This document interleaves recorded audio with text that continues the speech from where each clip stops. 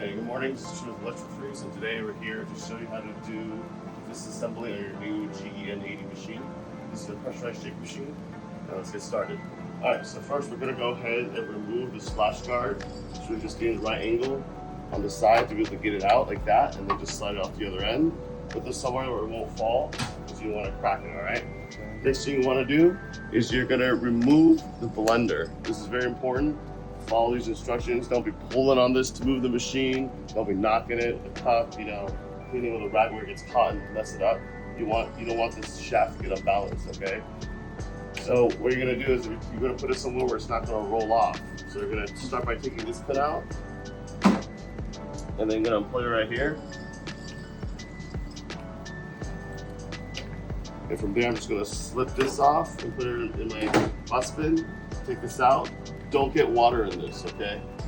You want to make sure this stays somewhere dry, which is why I'm going to tell you the boxes that this comes in, don't throw them away, keep them. Any issues, use them as a shipping container. It's all packed and ready for it. So just don't throw those boxes away, all right?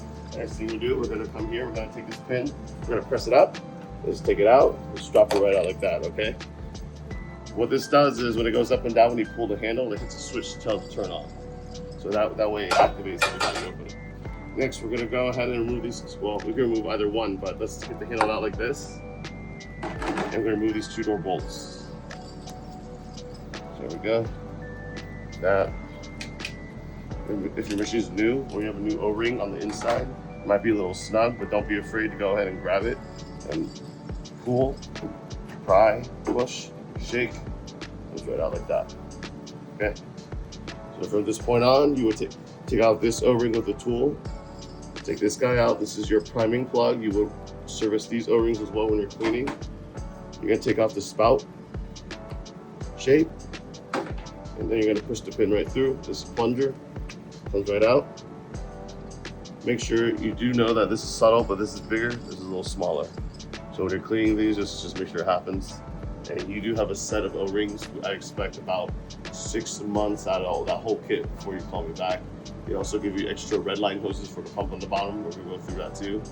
But you should have everything enough to get through your 6 months. And I expect to kind of hear a call from you guys like, hey, I might be blades and anything you might need, okay? Boom, boom. All right, now I'm gonna take everything out of the cylinder. 5 parts of the cylinder. 1, 2, 3, 4, 5. At this point, you have everything open. This would be the time to get like a sanitizer bucket of sanitizer water and a clean rag. Wipe everything inside and out. We also have, this is something you can use to go in and clean the chimney.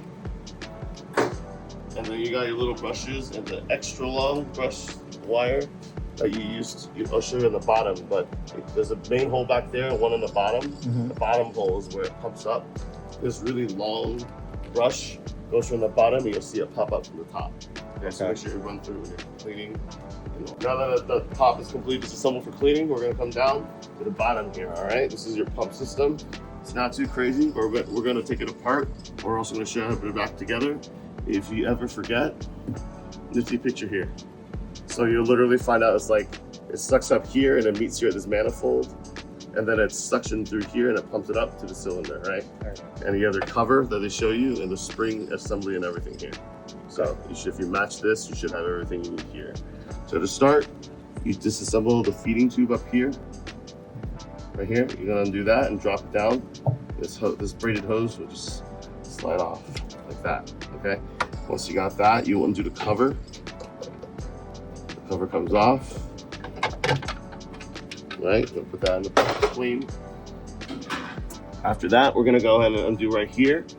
The spring thing, what it does is it allows it to have play like that while it's pumping, so that you don't blow a line, or rather you get backflow instead of having mix go over the floor. Drop that open. What you're looking for in this is to make sure it swings like that on both sides. You don't want any lateral play like this, but you only want it to swing like that. That's a good thing. If it's super stiff and you run it, you may get like leakage because it's not bouncing in the ceiling like it should, okay? From there, we're gonna just rip this whole system out, the whole line. So this is your air meter here. We're gonna just drop it off this white nub right up there. just pull it out. And from there, we're just gonna pull this side down and out, and then pull the rest of the system out like that. There it goes. Okay, so you're gonna notice this is the pickup in your bucket.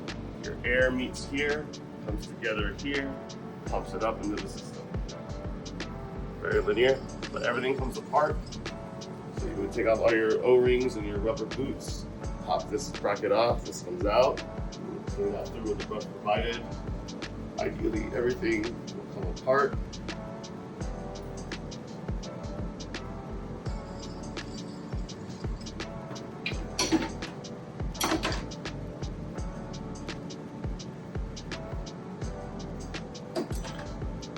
So everything comes apart. Last part, this right here might be a little tight. Rip it to right here. Okay. What is just pulled off there? That little. This is a little nipple that goes on here. Okay. Make sure these are tight so you don't get any vacuum leaks or sucking in air where you shouldn't. Okay. It'll mess up your air ratio, mess up your overrun, get your popping pretty much. It's regulated by this tiny little hole. The only way you can really see it is if I put it to a light and I can see through it. I see that. Cleaning on this is really just soaking it in warm, hot water. If it's clogged, don't try to put a needle through or anything like that.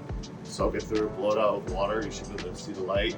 If you use a needle or anything to clear it, you make it wider, you mess up your air ratios, and it might start popping at you because now there's way too much air for your problem. Alright, so this should come off too. That. Small parts, I would recommend getting like a little strainer cup with all your O-rings and everything in there while you're cleaning it, so it catches it and it doesn't come down the drain. So after all that, basically, you would come back down here, same thing with a clean rag and sanitizer water. You want to clean everything out around there so it doesn't build up a lot of gunk, not get anything stuck or stop the rollers from rolling.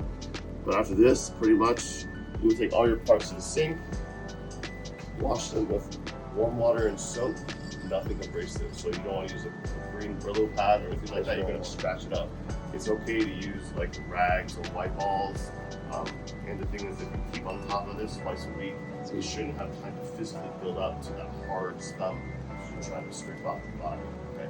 So that's how you take everything apart. We're going to go ahead and take this to the sink and clean it.